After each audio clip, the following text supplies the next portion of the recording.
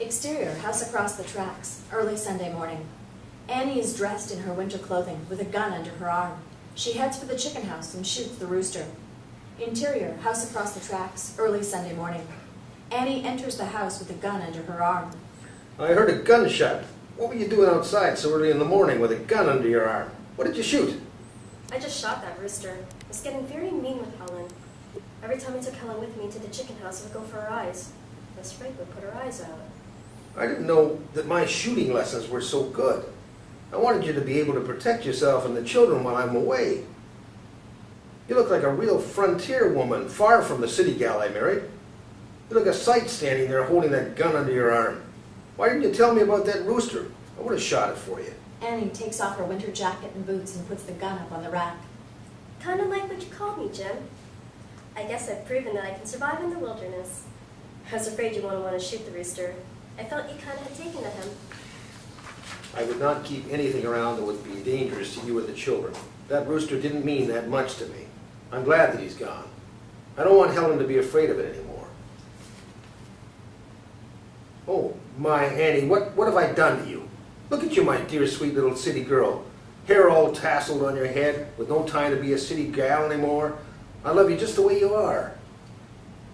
You've proven to me that you are one special lady with a bit of the Wild West in you. I couldn't love you any more right where you stand. Annie breaks away from Jim's arms and goes to the cupboard and takes a letter off the shelf.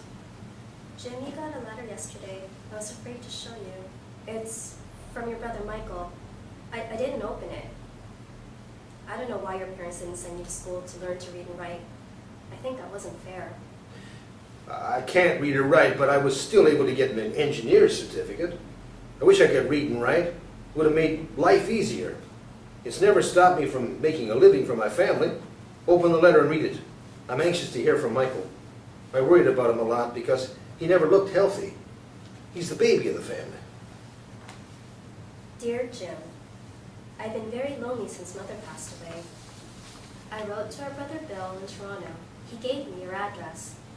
He said that his son Harry tried to find you, and he drove through several miles of bush on both sides of the road, and finally gave up and turned around and went back home. I plan on going to North Bay to take an electrician's course. I thought I would come and spend a few days with you and Annie before I go. I will be in Haileybury next Friday. I'm taking the train. If you can meet me at the station, that would be good. I will be on the evening train. I can hardly wait to see you. Love, your brother Michael. I wonder which Friday he'll be here. I'll check the Friday evening train on my way back home from work. I'm so happy to hear from my baby brother. I often wish that I had brought him with me when I left home. At least Dad seen that he learned to read and write. I can hardly wait for him to get here. You said he wasn't a healthy child? I hope he's doing okay. He told me he was quite an artist.